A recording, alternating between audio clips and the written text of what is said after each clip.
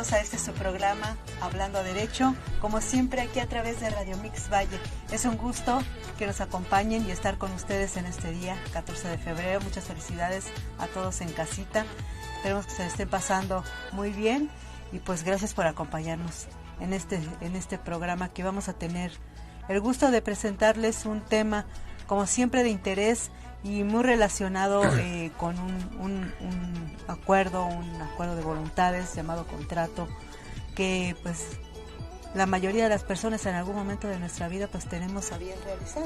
Sí, claro, perfecto, licenciado. Como siempre, muy bien acompañada con el licenciado Jorge Rosales. Muchas gracias. Para tener este tema del día de hoy, que vamos a tratar de los contratos inmobiliarios, que tienen que ver sobre todo con las bienes raíces, ya sea terrenos, casas, departamentos, todo tipo de bienes inmuebles, se les llama inmuebles, porque pues realmente no pueden trasladarse, no son móviles, ¿verdad?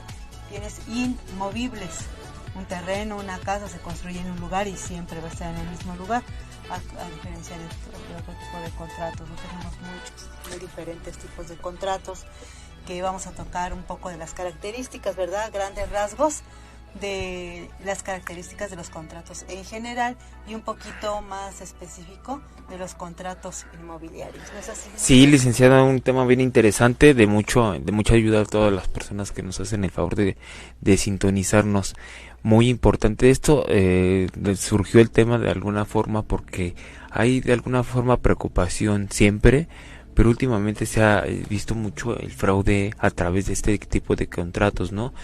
Para muchas personas, gran parte de las personas se le pasan mucho tiempo de su vida trabajando para adquirir una casa habitación, y a raíz de esto muchas personas se aprovechan de la ignorancia que de alguna forma tenemos para ver cuál es la forma forma idónea jurídicamente de adquirir un bien inmueble sin caer en este tipo de contratos fraudulentos, ¿no?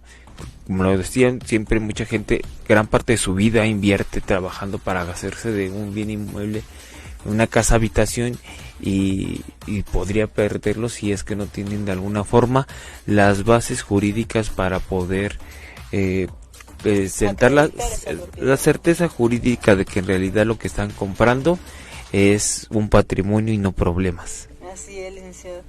Y pues es muy recomendable mencionar que, si bien es cierto, la mayoría de los recursos de las personas está muchas veces destinado a adquirir ese patrimonio familiar, pues siempre hay que darle certeza, como bien lo dices. Muchas personas creen que por tener la posesión durante muchos años, que ya eso les va a dar algún tipo de certeza sobre la propiedad, pero aquí lo hemos mencionado en otros programas, realmente lo único que acredita la certeza de la propiedad no es la posesión. O sea, una familia puede estar en posesión de un inmueble ocupándolo pues por mucho tiempo, sin embargo eso no significa que tengan derechos legales. Si llega una persona con un mejor derecho, con un documento que le acredite ser propietario, pues realmente puede incluso promover un desalojo, ¿verdad? Que están invadiendo una propiedad pues que es privada. Hay otra persona con un mejor derecho, y esos documentos que acreditan ese derecho, pues como lo hemos mencionado en otras ocasiones, es únicamente la escritura. Pero a veces cuando las personas no tienen los recursos económicos para poder escriturar de una vez que se cierra un trato de compraventa, muchas personas pues recurren primeramente al contrato. Pero lo ideal es que sea notariado, ¿verdad? Pero en caso de que no sea notariado, también hay instrumentos de los que hablaremos en los que se le puede dar validez a un contrato privado de compraventa, como los que hacemos en muchas ocasiones en el despacho. Y ya posteriormente, cuando ya exista una mayor posibilidad de recursos, se puede notariar dicho contrato, o este contrato ser la base para poder escriturar, o bien incluso llevar hasta un juicio, ¿no? Porque no, cuando ya no existe, por ejemplo, ya no se puede localizar el vendedor. Pues habrá un contrato de usucapión, ¿verdad? Porque hubo una compraventa en la que generalmente el vendedor se comprometía que el momento de la escrituración pues se presentaría para poder firmar y estar de acuerdo en la escritura. Sin embargo, cuando ya no se le localiza por cualquier razón o este vendedor pues ya falleció, hay que iniciar un juicio de uso capión, y este contrato obviamente es la base, ¿verdad?, de la acción para poder llevar a cabo este juicio. Obviamente ya con la sentencia de este juicio pues se puede proceder a escriturar. Pero bueno, ya no estamos adelantando mucho, vamos a dar una breve introducción acerca de lo que son los contratos. ¿De qué es un contrato en realidad? ¿Verdad? Y bueno, pues sabemos que los contratos es principalmente, para no darles definiciones muy rebuscadas, es un acuerdo de voluntades, que generalmente son entre dos o más personas, en el que se plasma mediante una firma o una señal el acuerdo de ambas partes. Y pues obviamente tienen sus características. Dentro de esas características pues tenemos, por ejemplo, que hay pluralidad de personas. No puede haber contrato nada más con una sola persona. Si yo me voy a contratar para realizar determinado trabajo, no simplemente como el contrato de matrimonio que decíamos hace un momento, tiene que haber por lo menos dos personas. Hay contratos colectivos, por ejemplo, de trabajo, que son a veces cientos de trabajadores, ¿verdad? Y es un mismo contrato. A eso se refiere la pluralidad de personas. Obviamente, como lo decíamos en la definición, tiene que haber algo que se llama acuerdo de voluntades, es decir, ninguna de las partes que se involucran en el contrato puede sentirse como presionada, o que por medio coercitivo, de manipulación o en fin, acceda a lo que se está estipulando en ese contrato. Todo tiene que ser bajo una libre voluntad y con una disposición de aceptar lo que ahí se está plasmando, porque finalmente va a traer consecuencias que se tienen que cumplir. Por eso tiene que ser un acuerdo de voluntades. Obviamente también dentro de las características principales es que tiene que tener un objeto definido. Tenemos que saber, pues obviamente, que el objeto del que se va a contratar exista, ¿verdad? No podemos contratar sobre cosas imaginarias. Claro, o futuras que no existen. O futuras. A menos que así se estipule, ¿no? Sí, que vaya a suceder, ¿no? Ajá. En el caso de que sucediera, se manifiesta en el contrato. Pero tiene que estar de preferencia identificado ese objeto jurídico. Y en el caso en el que vamos a ahondar un poco más, que son los bienes inmuebles, pues tiene que ser la identificación del inmueble. ¿Y cómo se identifica? Pues de dos maneras. Primero, con la ubicación territorial, es la dirección, entre qué calles y qué calles, direcciones completas cuando ya existe un número, un lote, un código postal. Y la otra es, manera de identificar el bien inmueble es mediante sus medidas y colindancias. Generalmente son las coordenadas que tiene este bien inmueble al norte, al sur, incluso noreste, este, oriente, poniente, todas las coordenadas alrededor de este inmueble con quién colindan, ya sea con un lote de número tal, propiedad de tal persona, o por ejemplo con calle. Hay lotes que colindan con dos calles, por ejemplo, y se estipula el nombre de las calles con quienes colindan, ¿verdad? Entonces se refiere a la determinación del objeto jurídico del que se va a tratar. Es correcto, porque nos ha pasado en la práctica profesional y eso ocurre mucho en Valle de Chalco, sí, que las escrituras, el título de propiedad hace mención no de un mueble diferente, sino de una dirección diferente. A lo largo del tiempo se han ido cambiando de nombre las colonias, se han ido asignando los números oficiales y difiere el número oficial al que tienen las escrituras. Aquí es importante que en este caso, un contrato de compraventa de un bien inmueble, lo más recomendable, como lo veremos entre otros requisitos más adelante, se recomienda que saque una constancia de número oficial. Esta la expide el ayuntamiento para corroborar que se trata del mismo inmueble. Es muy importante que, como bien lo mencionaba la licenciada, se identifique el inmueble, porque si bien materialmente estás comprando cierta casa, cierto inmueble, cierto departamento, debe de quedar más allá de toda duda que se trata del mismo inmueble. porque por algún error de dedo, algún error de desconocimiento, puedes estar tal vez jurídicamente comprando otra cosa o algo que incluso ni existe, no por algún fraude, sino por un error. Y es que se ve, de verdad, a veces pareciera sorprendente, sí, pareciera ilógico, pero ya cuando está uno en la práctica, ves determinadas circunstancias que parecen increíbles, te llegan a veces a querer regularizar contratos, a elevarlos, a darles fe pública mediante notario, pero contratos pues que fueron hechos directamente entre los particulares en una hoja de cuaderno, sí, ¿no? a mano. Y que pues a veces esos elementos indispensables del contrato pues se les pasa, ¿no? Como es la identificación del inmueble, y muchas veces pues llega nada más a decir fulanito de tal, el señor tal vende su propiedad que se encuentra en la colonia tal del municipio de Valle de Chalco. Pero pues ¿cuántas casas puede haber en esa colonia, no? Si no hay una identificación real del objeto jurídico, pues ese contrato de hecho podría ser nulo. ¿Por qué? Porque carece de uno de los elementos esenciales del contrato, que es la identificación del objeto jurídico. ¿Qué habría que hacer mención? Y las recomendaciones siempre, si hay posibilidad, obviamente es una inversión un poquito fuerte, hacer un avalúo de identificación y avalúo de económico del bien inmueble para que tenga mayor certeza de qué se trata de ese mismo inmueble.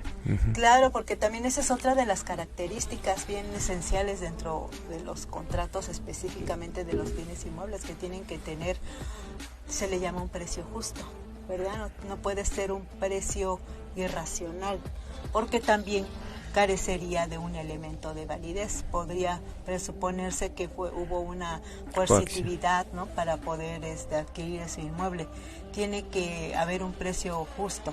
Luego hay contratos que, por ejemplo, los hacen entre padres e hijos o familiares, y pues de hecho no hay una ganancia económica, ¿no? Se le llama a la compraventa enajenación.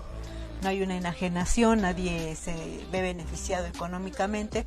Sin embargo, para asegurarse, deciden hacer un contrato privado, pero ponen una cantidad irrisoria, ¿no?, económica, ¿no? 200 pesos, algo así. Pues ese contrato es como si no hubieran hecho nada, ¿no?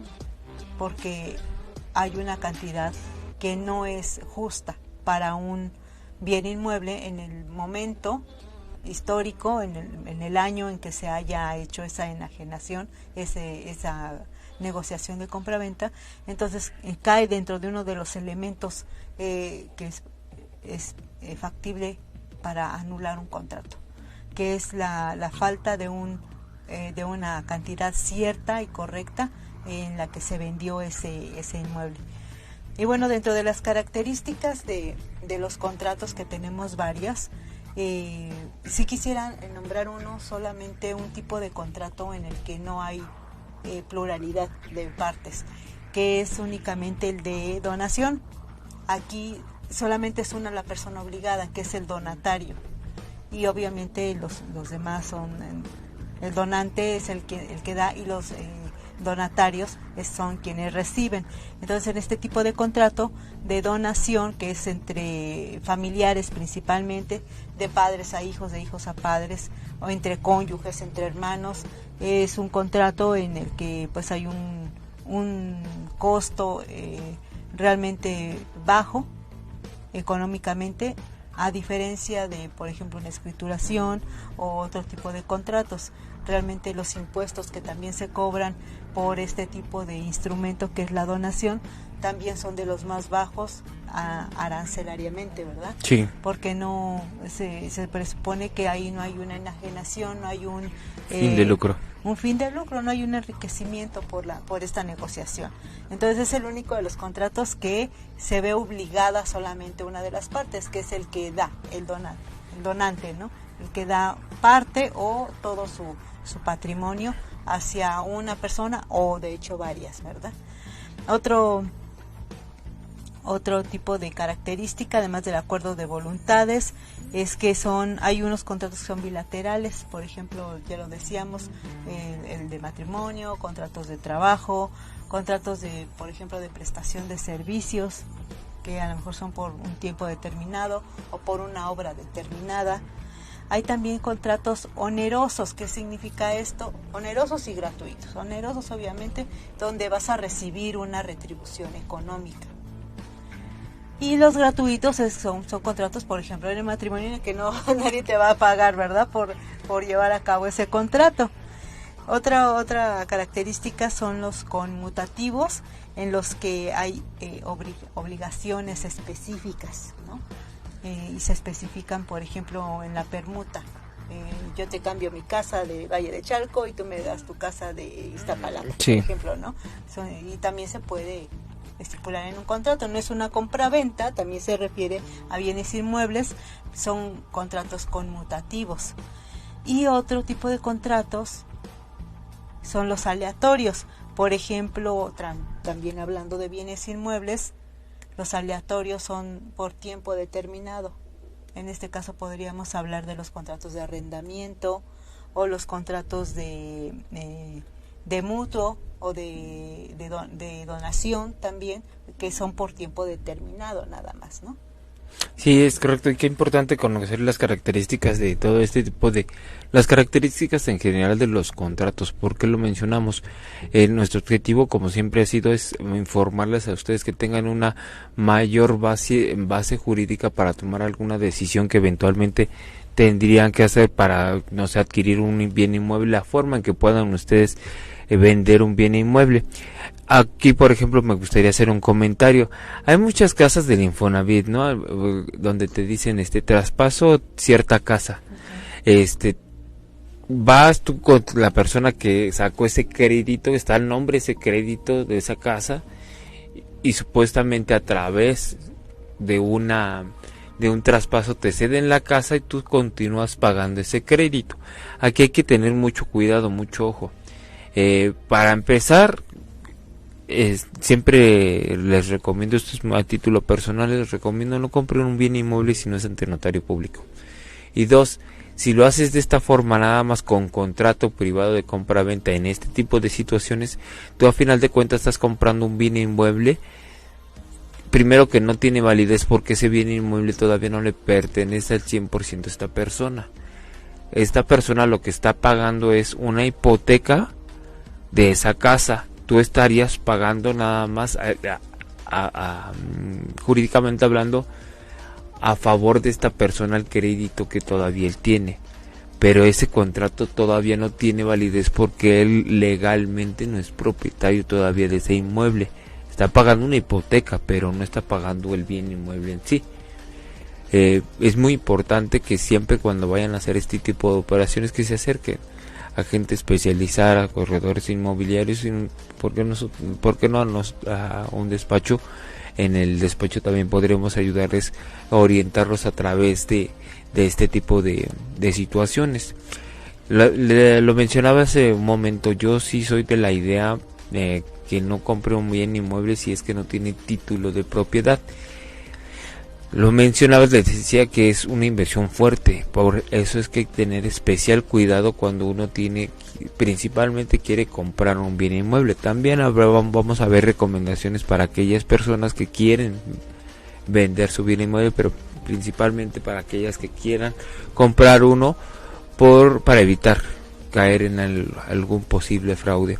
Siempre esa es mi idea, muy personal. Y muy recomendable siempre, licenciado, porque más vale cerciorarse, ¿verdad? Sí. No comprar problemas, sino comprar realmente un patrimonio, sobre todo que son negociaciones no de 4 o 5 mil pesos, ¿no? Son negociaciones que se llevan a lo mejor muchos años de tu vida para poder juntar los recursos económicos para poder asegurar un trato de esta especie. Y bueno, aquí dentro de los inmuebles que son propiedad de Infonavit o de algunas otras constructoras, pues tan no son todavía dueños cuando no acaban de pagar ese crédito, que incluso ni siquiera tienen unas escrituras ya pública, originales, ¿no? Siempre este tipo de contratos los hacen con una escritura que les entrega la constructora, que es con reserva de dominio, le llaman, porque la escritura original se queda en el Instituto Nacional de la Vivienda, en Infonavit, en Foviste, o bien en la constructora. Hasta que se termina de pagar el crédito es cuando la persona que inicialmente adquirió el crédito recibe la escritura original, y es entonces pues cuando ya se podrá hacer realmente válido el contrato de compraventa. Ya hasta ese momento tendrá que firmar la persona que fue el titular de ese patrimonio ante la notaría. Y por otra parte, cuando no son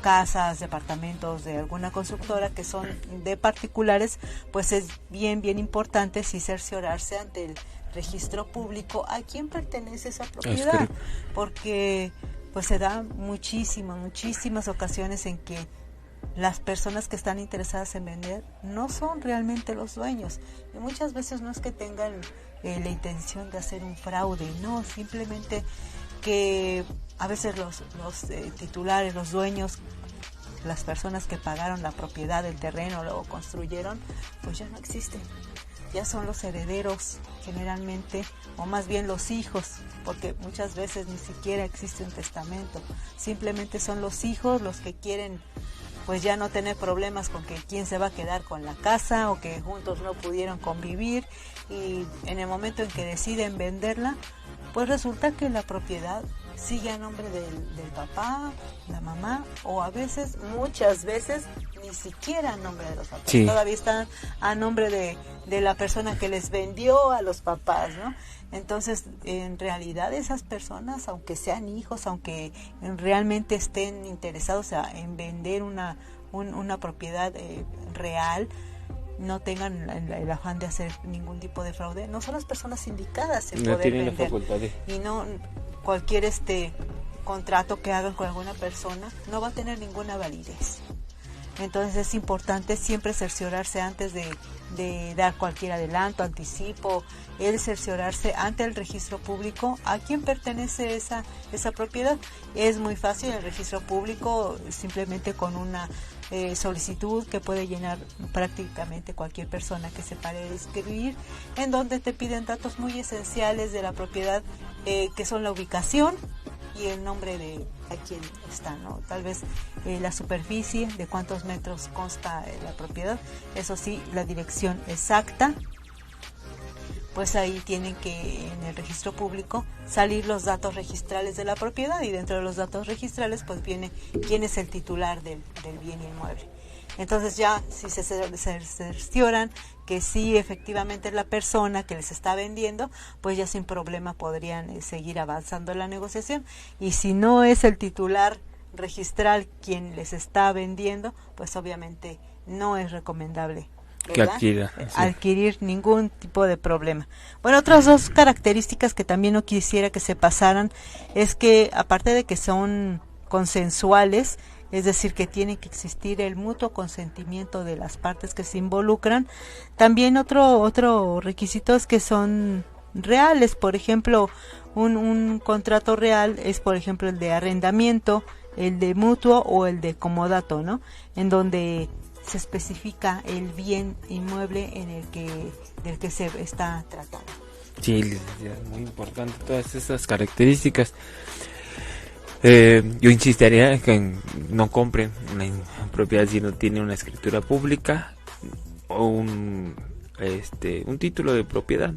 Uh-huh. Es muy importante marcar todos estos aspectos. Si tú estás pensando en comprar un bien inmueble, quiero que pongas atención en estas características. Primero, como bien lo mencionaba, licenciada, que tenga una escritura pública. La escritura pública, como bien lo menciona, puede consultarte en el registro público de la propiedad. Cualquier persona lo puede hacer si el inmueble está inscrito en el registro público. Ahí va a constar, puedes hacer solicitar una constancia de no gravamen, donde te van a arrojar a quién le pertenece esa propiedad y qué gravamen pudiera tener. Hay muchas veces que a pesar de que a esa persona que tiene a su nombre esa propiedad, muchas veces está en litigio, está en hipotecada, está infinidad de situaciones en las que, si bien tiene la posesión, si bien está a su nombre en el registro público, no tiene el pleno goce y disfrute del inmueble.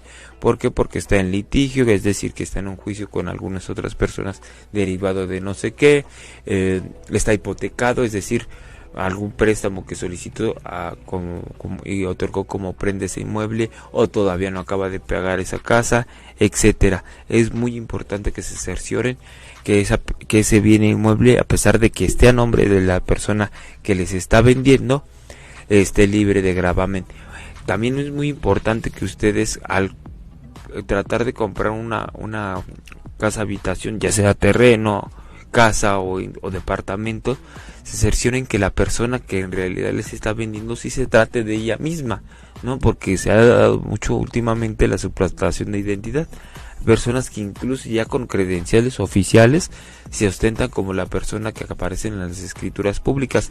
Que tenga posesión la persona de unas copias simples de una escritura pública no quiere decir que en realidad sea el dueño, ¿no? Esto siempre se debe de consultar en el registro público de la propiedad primero, porque puede que sí esas escrituras estén a su nombre, pero no sabemos si siguen vigentes. Es decir, no sabemos si todavía sigue siendo el dueño, si él ya está vendido 2 o 3 veces, etcétera. O que esas copias de esas escrituras sean falsas, apócrifas. Entonces es muy importante que se cercioren ustedes ante esta institución. Al menos en el Estado de México es muy buena relación de todo esto en el registro público de la propiedad. Es un registro, como lo dice su nombre, público, donde todas las personas tenemos la facultad de ir a solicitar información. Su objetivo es darle publicidad a todos los contratos que se hacen a través de bienes inmuebles, para que otras personas no caigan en contratos fraudulentos. Así es. Y pues como bien lo dices, es importante checar la identidad de la persona, y no solamente cuando quieren hacer fraude se suplanta la identidad, sino que muchas veces involuntariamente creen que el nombre de las escrituras coincide correctamente con su identificación, y muchas veces nos hemos dado cuenta que ni siquiera los propietarios se habían percatado de que existen errores en las mismas escrituras que no coinciden con su nombre pues real, ¿verdad? El nombre con el que se identifican. Por ejemplo, hay muchos que tienen abreviaturas, o que hay una falta de ortografía, o que su apellido no coincide. Entonces se tienen que cerciorar que tanto su escritura como su identificación oficial, su acta de nacimiento, coincidan, que no tengan errores. ¿Ah? También algo bien importante que hay que identificar es el estado civil de la persona que va a vender, porque muchas veces cuando la persona que es el vendedor ella es casada o casado, pues obviamente para otorgar este consentimiento de compra-venta se está hablando de un patrimonio familiar. Recordemos que dentro del el matrimonio, en donde hay régimen de patrimonio, se tiene que otorgar ese consentimiento de ambas partes para poder hacer la enajenación de un bien inmueble. Entonces, si en la escritura aparece como persona casada, se tiene que solicitar también una copia de su acta de matrimonio, y obviamente el día de la firma del contrato se tiene que presentar ambos cónyuges a otorgar su voluntad, su consentimiento, para que esa negociación sea válida. Sí, porque luego llega a pasar que dicen, no, ¿por qué necesito el consentimiento de mi cónyuge? Porque incluso la escritura pública solo aparece mi nombre, entonces no necesito. No, claro que no, porque si es necesario, primero, eso es recomendación para aquellos que vayan a comprar, bien lo dice la licenciada, pídanle su acta de matrimonio. Si está casada esta persona, ¿bajo qué régimen? Porque a pesar de que nada más en la escritura aparezca su nombre, y si está casado por sociedad conyugal, sí necesariamente tendría que expresarse la voluntad del cónyuge. eventualmente. Otro dato importante es, tal vez a veces es insignificativo, pero ante un notario público esto es muy importante, y también por problemas futuros, que los pagos del predio, el predio es un impuesto municipal que cobra el municipio por la tenencia de ese inmueble, que los pagos del predio estén pagados al año inmediato a comprar. Tal vez muchas veces dices, pues no es tan importante, ¿no? Primero, el notario público, siempre recomiendo que una compraventa de este tipo se haga ante notario público, les va a pedir que estos pagos estén actualizados, y si no, estos recargos son importantes ya a través del tiempo. Si ha dejado de pagar 2 o 3 años, los recargos no solamente del pago, sino de los intereses son muy onerosos y considerables. Lo que es el pago del predio, de la luz y del agua, son pagos que se les debe solicitar al vendedor que esté al corriente, y de no ser así que se ponga al corriente, porque sí eventualmente puede llegar a generar problemas futuros. Ya lo hablábamos hace un momento. También solicitar la constancia de número oficial ante el ayuntamiento. Muchas escrituras no coinciden, no porque no sea el mismo inmueble, sino que han ido cambiando las nomenclaturas de los inmuebles. Se escrituró hace 20 años, pero ya la nomenclatura, las calles, la colonia incluso ha cambiado de nombre. Entonces esto se tiene que actualizar a través de un documento que expide el municipio, que se llama constancia de número oficial, para que tenga identidad tanto el inmueble y que coincida con las características que manifiesta la escritura pública. Así es, correcto, licenciado, es un dato bien importante. Y pues dentro de los contratos de bienes inmuebles también hay que considerar que son contratos de los que se les clasifica como nominados. ¿Qué quiere decir esto?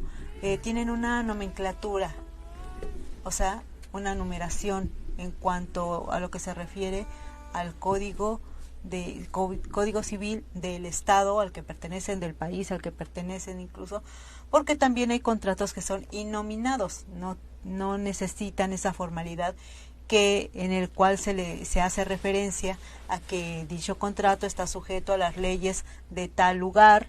Por ejemplo, a lo mejor algún contrato de espectáculos, por ejemplo, no necesita la nominación de estar regido por algún código civil o un código mercantil, no.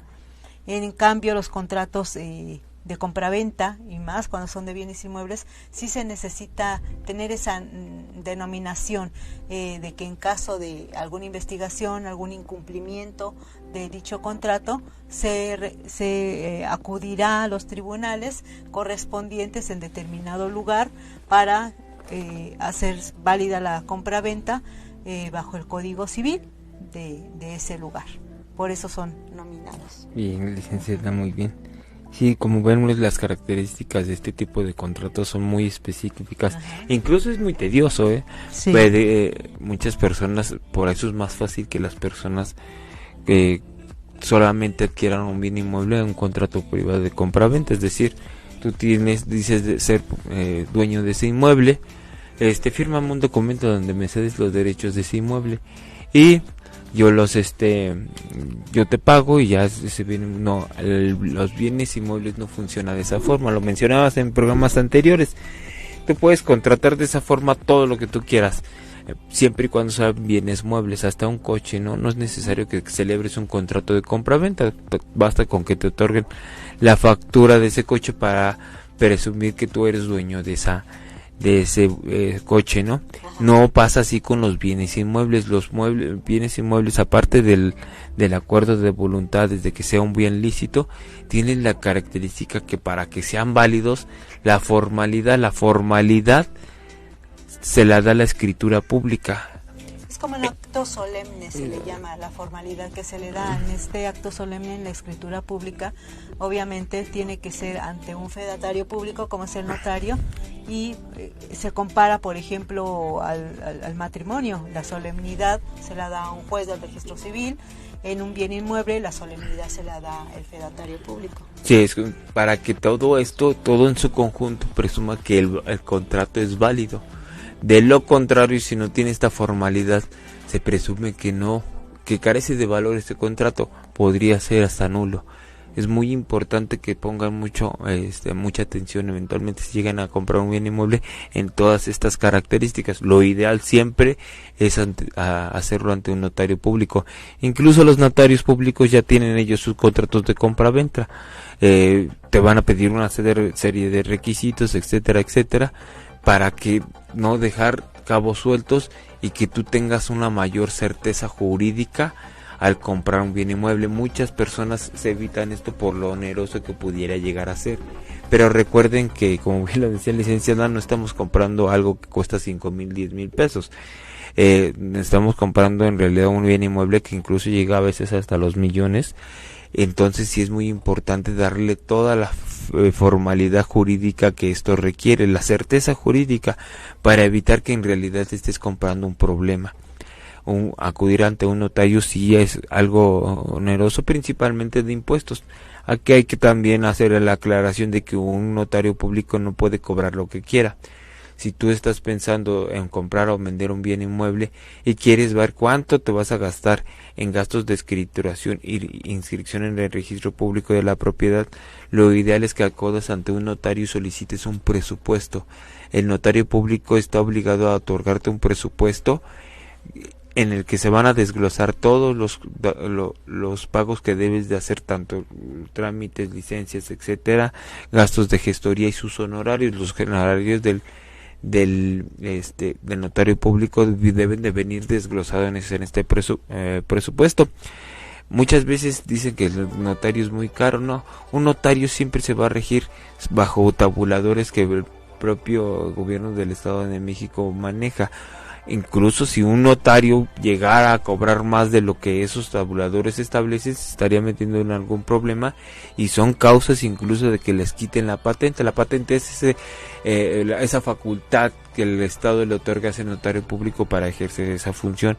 Créanme que en realidad un notario público no puede estar cobrando este tipo de gestiones nada más porque así le parece, ¿no? Siempre van mediante tabuladores.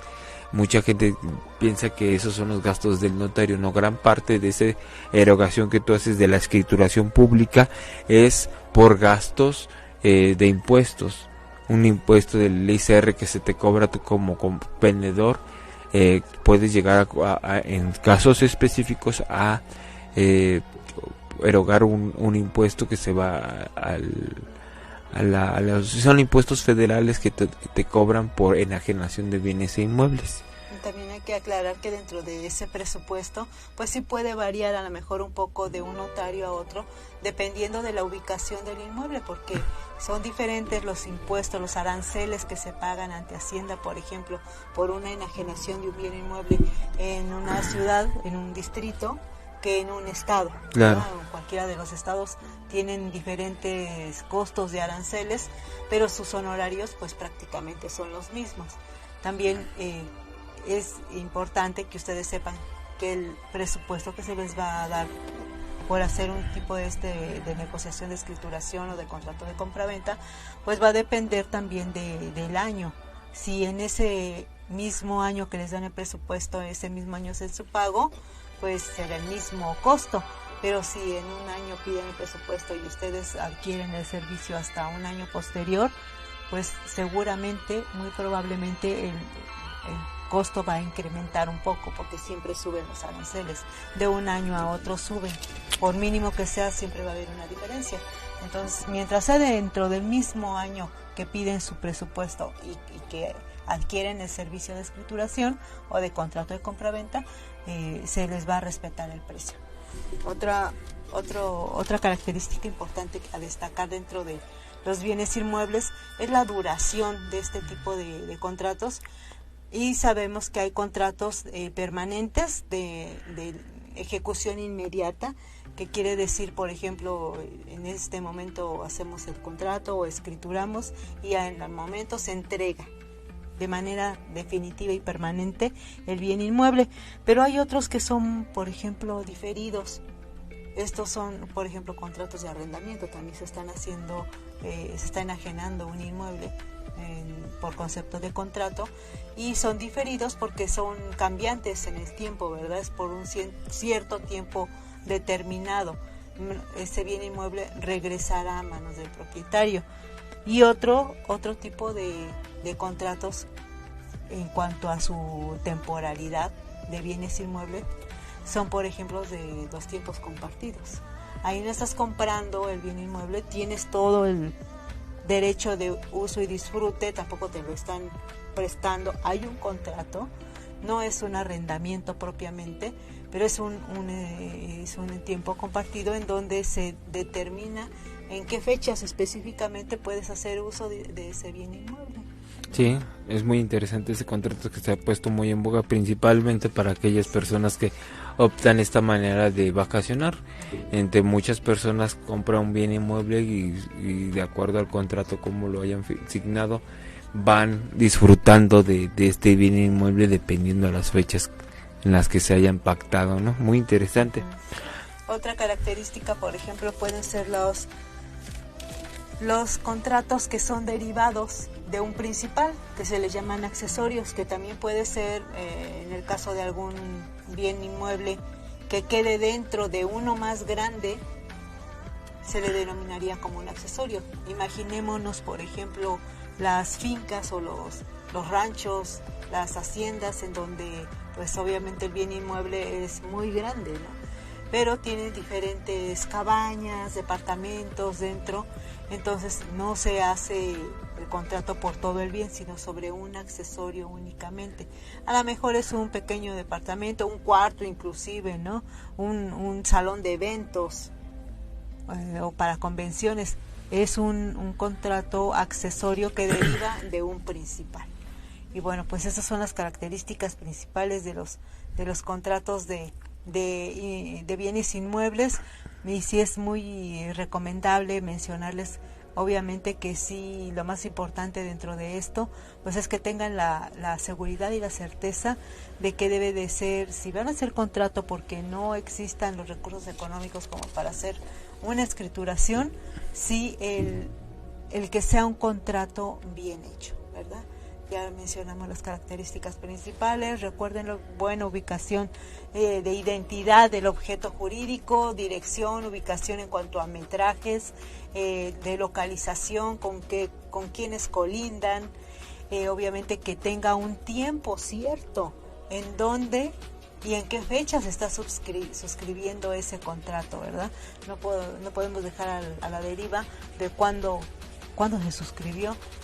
Y esto de la fecha es bien importante porque, por ejemplo, a veces llegan al despacho de contratos en los que si no tiene fecha no se da uno cuenta, la gente no sabe si fue antes o después de que falleciera la persona, y la persona ya no está, o contratos que tratan a veces de alterarlos, de hacer fraude con ellos y ponen fechas, obviamente tratando de sorprender a las personas en las que ya había fallecido el verdadero propietario, ¿no? Claro. Es por eso en que es bien importante que tengan una fecha cierta, así como mencionábamos también la cantidad cierta y correcta en que se trató la negociación, la enajenación, la cantidad, los nombres de las partes correctos, sin faltas de ortografía, completos, indicando su estado civil, obviamente. Recordemos nuevamente que si son personas casadas, anexar incluso al contrato sus copias de matrimonio, tanto de compradores como de vendedores, ¿verdad? Para que si en algún futuro hay alguna aclaración, alguna modificación que hacer, se sepa si la persona era casada o soltera cuando enajenó determinado bien inmueble, o bien los compradores, si no alcanzaban a escriturar, pues que también la cónyuge sepa que existía un patrimonio, un contrato que le aseguraba que existía un patrimonio que habían adquirido, ¿verdad? Pues eso es dentro de los características principales y dentro de las formalidades en donde se manifiesta que existe realmente la voluntad de esta de aceptar este acuerdo de voluntades, pues es la solemnidad en la que se tiene que firmar, ¿no? Es estampar la firma, una marca dentro del contrato, como como seña de tu aceptación de todas las circunstancias que se especifican dentro del contrato. Sí, me gustaría cerrar con una pequeña serie de recomendaciones para aquellas personas. Primero, para los si tú vas a comprar un bien inmueble, que te cerciores con algunos documentos qué es lo que estás comprando, previo a que acudas con el notario público, para que tengas de alguna forma la certeza jurídica que en realidad no estás comprando problemas. La primera recomendación, como ya lo mencionamos, es que tengan título de propiedad, escribieron la escritura pública. Tú con esa escritura pública puedes acudir ante el registro público de la propiedad, solicitar una constancia de gravamen y de ahí verificar, primero, que sea la persona que te dice que estar vendiendo, dos, que esté libre de gravamen, es decir, que no esté hipotecada, que no esté en litigio, etcétera, que las características, las colindancias, la superficie coincida con las del inmueble que te está vendiendo. Dos, obviamente pídele su credencial de una identificación oficial, primordialmente el INE. Esto corroborado con alguna otra identificación. Sirve mucho también que vayas con los vecinos del inmueble para que ellos te solicitarles información de quién creen que es el dueño. Ellos deben de conocer, pueden conocer quién es el dueño, te van a dar alguna referencia si efectivamente la persona que te quiere vender se presenta ante los vecinos como el dueño. Se puede ostentar como legítimo dueño. Eso en realidad de alguna forma sirve, no es algo formal, pero en realidad sirve de una pequeña orientación de en realidad a quién le estás comprando. La constancia de situación fiscal de tu vendedor. Esto es importante más que nada más adelante porque el vendedor va a pagar un impuesto eventualmente por ICR. Hay leyes que permiten comprar ciertos inmuebles hasta cierto valor sin tener complicaciones con Hacienda, pero hay veces que sí se necesita este tipo de constancias porque eventualmente se podría o no llegar a pagar un impuesto del ICR, un impuesto sobre la renta por la enajenación de inmuebles. Ya lo mencionábamos, pídele su copia de acta de nacimiento, verifícalo incluso tú, el registro civil es público, para ver primero si la persona es casada, segundo si ese matrimonio en qué régimen está, si es separación de bienes o es sociedad conyugal. Si es sociedad conyugal, necesariamente la persona, su cónyuge, tendría que otorgar la firma también a la hora del contrato de compraventa de ese inmueble. Cuentas condominales en el caso, por ejemplo, de departamentos. En un edificio existen varios departamentos y ahí corren gastos de mantenimiento de las áreas comunes. Luego a veces muchas personas dejan de pagar estas cuentas condominales y se van haciendo unas cuentas muy importantes, lo cual se te podría llegar a complicar eventualmente en un futuro si es que no están al corriente. Un notario público te va a pedir, en dado caso que sea ese el caso, te va a pedir la constancia de cuentas saldadas condominales, todos esos gastos de administración. Algo que es muy común, la licencia de construcción, porque muchas veces compran las personas un terreno, está escriturado, está en el registro público, la persona no hay mayor problema, pero en la escritura pública aparece como terreno, pero ya tiene un edificio, el terreno ya tiene una casa, nunca solicitaron una licencia de construcción, entonces eso sí se tendría que actualizar, porque bien puedes hacer la compraventa en ese momento sin mayor problema, pero es un problema que te van a estar trasladando a ti porque no se está regularizando lo que estás comprando. En realidad jurídicamente es un terreno y a ti te va a costar dinero actualizar en realidad la situación del inmueble. Ahora, ¿qué pasa si eres vendedor? A la persona a la que tú le quieras vender, principalmente pídele su credencial de lector también, por tu seguridad. Si eres vendedor, hazlo ante el notario público. Hay muchos fraudes en moneda, por la moneda, por las transacciones, amenazas, infinidad de problemas que te podrías estar acarreando si tú decides vender nada más un inmueble por mediante contrato de compraventa. siempre ante notario público. Pídele su credencial de lector, una identificación oficial, corrobóralo con otras personas. También solicítale su constancia de situación fiscal, porque la persona que compra un bien inmueble probablemente va a pagar ciertos impuestos, ¿no? También el notario público va a hacer mención de que bajo qué régimen está comprando, bajo qué régimen patrimonial va a comprar esta persona. Si está casado por sociedad conyugal, también el notario público va a dejar constancia de eso. Y un dato muy curioso, y eso se estila en el mundo del derecho, que salvo que hay una disposición de acuerdo entre las partes, en contrario, siempre la persona que paga los gastos de escrituración es el comprador. Generalmente siempre, siempre y que no haya un acuerdo diferente entre las partes.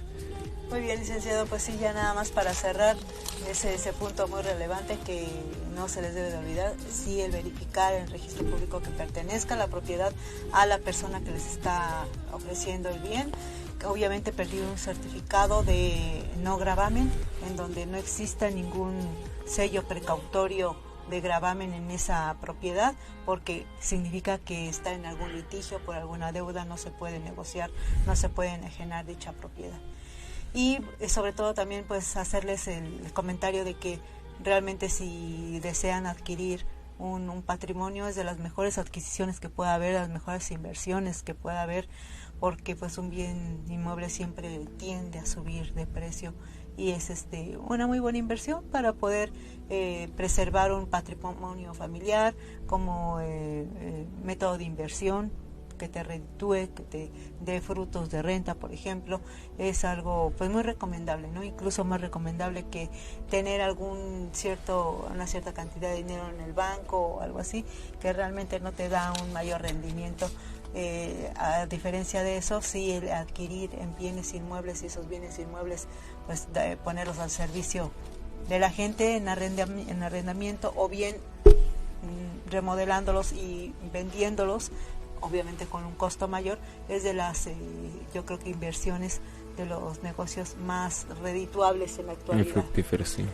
Pues bien, amigos, por nuestra parte ha sido todo en este programa. Nos dio mucho gusto, como siempre, que estuvieran aquí con nosotros. Recordarles solamente que estamos a sus órdenes en Nacional Barra de Abogados Lex, su servidora, la licenciada Lisbeth Ortega, mi teléfono personal 5525-6601, y el licenciado. Y un servidor, licenciado Jorge Luis Rosales, me puede contactar al teléfono 5522336305. Pasen excelente día. Muchas felicidades. Hasta el próximo martes. Hasta luego. Gracias. Bye.